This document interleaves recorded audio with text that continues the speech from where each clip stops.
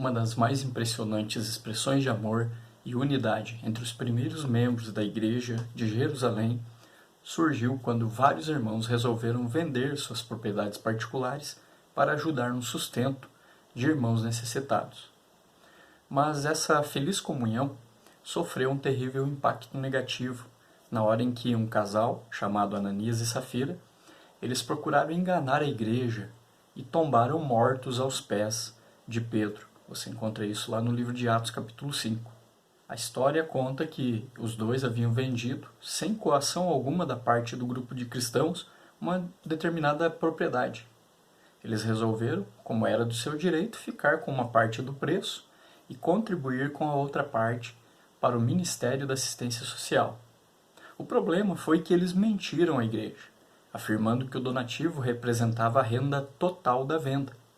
O Espírito Santo, zeloso pela pureza da primeira igreja lá no Novo Testamento, revelou a Pedro o engano e o próprio Espírito aplicou pena de morte física ao casal. O acontecimento pode nos parecer um tanto estranho, mas é fato que aquilo serviu de importante lição à nova e inexperiente igreja que estava surgindo ali. A mentira e o engano não seriam tolerados dentro da comunidade cristã porque o mentir a um irmão importa em estar mentindo ao próprio Espírito Santo que nele habita. A mentira entristece o Espírito da verdade. Leia comigo 3 textos do Novo Testamento, onde nós vamos hoje conversar novamente sobre princípios e pecados que a igreja precisa aplicar e precisa evitar. O primeiro texto encontra-se na carta aos Colossenses, capítulo 3, versículo 9. O texto diz assim: "Não mintam uns aos outros, visto que vocês já se despiram do velho homem com suas práticas." O segundo texto, Tiago, capítulo 5, versículo 16, diz: "Portanto, confessem os seus pecados uns aos outros e orem uns pelos outros para serem curados. A oração de um justo é poderosa e eficaz." E novamente, retornamos em Colossenses capítulo 3, agora os versículos 12 e 13, que diz: "Portanto, como povo escolhido de Deus, santo e amado, revistam-se de profunda compaixão, bondade, humildade, mansidão e paciência. Suportem-se uns aos outros e perdoem as queixas que tiverem uns contra os outros, perdoem como o Senhor lhes perdoou." O primeiro texto que nós lemos, ele fala sobre a mentira. E lá em Colossenses, o princípio de não mentir uns aos outros. O mandamento é claro, o texto é muito claro, dando o porquê de que o crente, o cristão, aquele que segue Jesus, que é um discípulo de Jesus, ele não pode ter a mentira na sua vida. A Bíblia é muito clara quando ela trata dessa questão da mentira. Mentir ao irmão é contar a ele como verdadeiro aquilo que sabemos ser falso, e fazer qualquer distorção da verdade, e apresentar uma falsa imagem de nós mesmos ou de qualquer coisa com o intuito de enganar o outro. Existem tipos comuns de mentira: falsas acusações contra o próximo, mentirinhas, enfeitar ou exagerar a verdade, gabar-se de coisas que realmente não fizemos, diminuir ou subestimar o caráter ou as ações do próximo, quando a pessoa fez alguma coisa boa até mesmo, e a gente vai lá e conta para alguém, mas conta de forma a chacotar da pessoa, a dizer que aquilo não teve muita importância, deixar de cumprir uma promessa feita a Deus ou ao próximo. Todas essas são formas de mentira. E o cristão é ensinado pela Bíblia, encontramos muito claro aqui no texto de Colossenses, que ele não deve mentir, mas ele precisa ter a verdade como base da sua vida. Então, o que isso implica para o dia a dia, a vida prática dos cristãos? Os cristãos devem ser sinceros e abertos em todos os seus contatos sociais.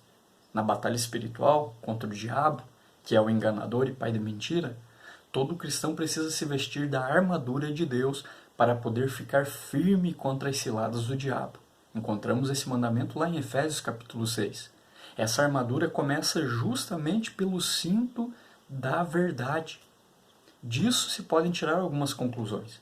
Quem não se apega à verdade não é protegido pela armadura de Deus.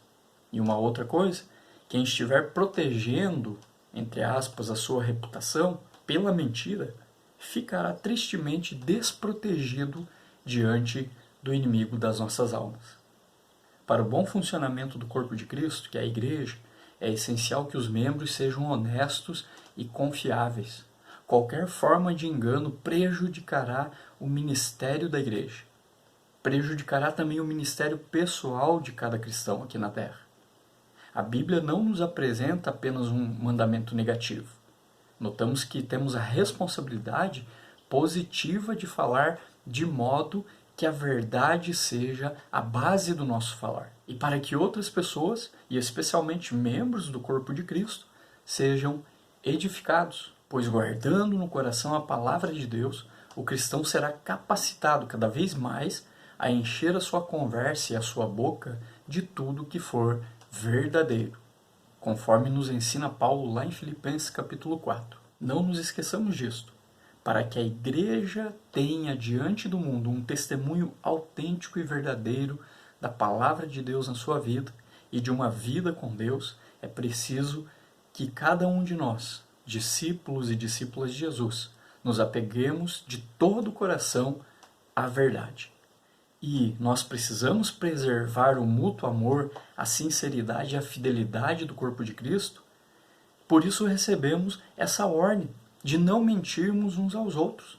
Uma só mentira pode lançar as sementes da dúvida e do ceticismo entre os membros de uma igreja, e pior, entre pessoas do mundo, que olharão para a igreja como um modelo e um exemplo de vida com Deus. E quem sabe muitas dessas pessoas virão ainda fazer parte da igreja por conta do testemunho da igreja. Mas se a mentira está presente, como que as pessoas olharão para o corpo de Cristo aqui na terra? Como um corpo mentiroso, um corpo que vive pela mentira? Não deve ser assim. Para que o corpo de Cristo funcione ininterruptamente, em amor, é preciso que todo cristão possa contar com a sinceridade total dos outros, para que o mundo nos veja como um grupo de pessoas que temem a Deus e vivem pela verdade. A vida do corpo e o testemunho do corpo de Cristo dependem em grande parte da nossa obediência a esse mandamento. Não mentir uns aos outros, mas falarmos sempre a verdade. O segundo texto que nós lemos, Tiago, capítulo 5, ele é bastante objetivo e claro. Ele diz para nós confessarmos os pecados uns dos outros. Você já pode ter ouvido por aí dizendo, eu preciso confessar pecado somente a Deus. Mas nós não podemos esquecer do outro ensinamento bíblico que diz que nós precisamos, como corpo de Cristo, como membros de um mesmo corpo que somos, discípulos e discípulas de Jesus, confessar os pecados uns dos outros. É muito claro em Tiago. Eu confesso o meu pecado contra alguém, contra um irmão, a fim de reconciliar aquela situação, a fim de trazer novamente a cura. Confessar os pecados uns aos outros é reconhecer, em comunicação com outros cristãos, os pecados que temos cometido. Esse reconhecimento verbal é sinal externo da nossa tristeza interna pela ofensa cometida. Dá a entender que temos a intenção de mudar e que desejamos a reconciliação com aquele que foi prejudicado. Portanto, quando eu confesso o meu pecado ao irmão, o meu irmão da igreja, a quem eu ofendi de repente, nós não estamos isentos de nos ofendermos, infelizmente, ainda nesse mundo, do jeito que ele é, mas nós temos o princípio da reconciliação e da confissão de pecados para que a gente conserte uma situação dessa. E fazendo isso, quando eu estou confessando meu pecado para o irmão ofendido, diretamente estou confessando o meu pecado para Deus. Vamos ver um texto lá do Antigo Testamento, Salmo 51, versículo 1 a 6, um salmo que Davi escreve. Ele diz assim: tem misericórdia de mim, ó Deus, por teu amor. Por tua grande compaixão apaga as minhas transgressões. Lava-me de toda a minha culpa e purifica-me do meu pecado, pois eu mesmo reconheço as minhas transgressões e o meu pecado sempre me persegue. Contra ti, só contra ti, pequei e fiz o que tu reprovas, de modo que justa é a tua sentença e tens razão em condenar-me. Sei que sou pecador desde que nasci, sim, desde que me concebeu minha mãe. Sei que desejas a verdade no íntimo e no coração me ensinas a sabedoria. Davi retrata aqui muito bem a vida de um ser humano, pecador, que reconhece agora o seu pecado diante de Deus, sabe que as suas atitudes pecaminosas, aquilo que ele faz de repente até contra o outro, são de fato uma ofensa e um pecado direto contra Deus. Quando nós entendemos pela Bíblia que o homem foi criado, a humanidade, homem e mulher foram criados à imagem e semelhança de Deus, logo quando eu ofendo alguém, quando eu ofendo um irmão da igreja, quando eu ofendo o meu próximo, eu estou ofendendo diretamente a Deus, porque todo ser humano, mesmo que de forma, agora por conta do pecado na existência humana, carregue a imagem de Deus deformada, mas ainda carrega a imagem de Deus. Logo, toda afronta contra o meu próximo é uma afronta direta contra Deus. Por isso nós temos os princípios bíblicos que nos ensinam a aplicar a palavra de Deus na nossa vida, e um deles é: eu preciso confessar os meus pecados. E quando eu peco ou erro contra alguém, eu preciso ir lá corrigir essa situação, confessar e reconhecer, como Davi fez aqui no Salmo 51, diante de Deus. Ele está reconhecendo que é pecador. Como ele diz, reconhecendo toda a sua culpa e pedindo que Deus o purifique do seu pecado, que Deus o perdoe, que Deus tenha misericórdia dele, porque diz lá no versículo 6 do Salmo 51, ele sabe que Deus deseja que a verdade esteja no nosso íntimo. E no nosso coração, Deus ensina, pela sua palavra, como a gente deve agir frente à mentira. Nós sabemos que o mundo é um mundo de mentiras, um mundo que está carregado da mentira. Mas nós somos ensinados e até incentivados pela Bíblia, pela palavra de Deus, a vivermos uma vida pela verdade. O cristão deve confessar os seus pecados a outra pessoa quando o cristão tem ofendido alguém, com o resultado de que o relacionamento entre os dois, que foi prejudicado ou rompido pelo ressentimento, seja restaurado. Nesse caso, o faltoso, ou seja, aquele que cometeu a ofensa, deve confessar unicamente a pessoa ofendida. O cristão também precisa confessar o pecado quando esse pecado tenha prejudicado a paz, a unidade ou o testemunho público da igreja. Ele deve confessar à sua igreja, sob a orientação dos seus líderes, aquele pecado para que haja restauração da situação. A mútua confissão de pecados é de muito valor para restabelecer e reforçar relacionamentos entre os cristãos que tenham sido prejudicados por ações ou atitudes negativas. Todo cristão deve esforçar-se ao máximo para não pecar contra os irmãos. Mas quando, apesar de tudo, tais pecados forem cometidos, o certo é que o culpado procure reconciliar-se com o ofendido pela confissão. Dessa maneira, o irmão que pecou é restaurado. A paz da igreja é garantida e o bom testemunho diante do mundo é mantido. Além dessas considerações, também é fato que a mútua confissão dos pecados torna possível que os cristãos se edifiquem uns aos outros de maneira mais eficiente e orem uns pelos outros com mais conhecimento da causa. Perceba que os três textos que nós lemos, eles se complementam. Tanto Paulo, quando escreve, e também quando Tiago escreve aos cristãos. Porque todos os escritores bíblicos sempre apontam para a mesma direção.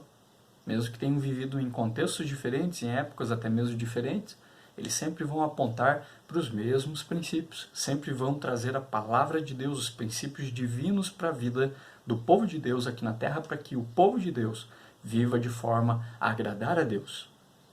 Então nós começamos a ler Colossenses, que disse que não era para mentir, era para falar a verdade. Logo, Tiago vem e diz que é para nós confessarmos os pecados uns aos outros. Se eu minto, eu tenho que confessar.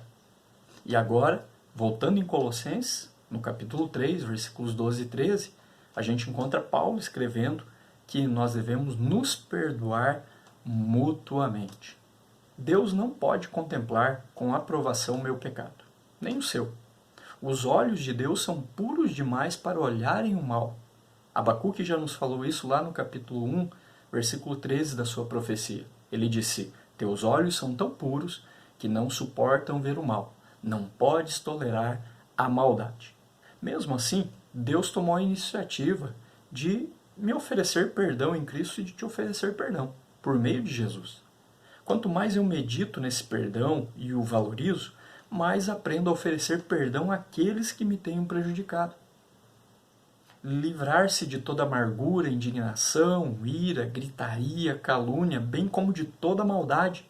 Ser bondoso e compassivo um para com o outro, perdoando-se mutuamente, assim como Deus nos perdoou em Cristo. É isso que Paulo vai ensinar também lá na carta aos Efésios, capítulo 4.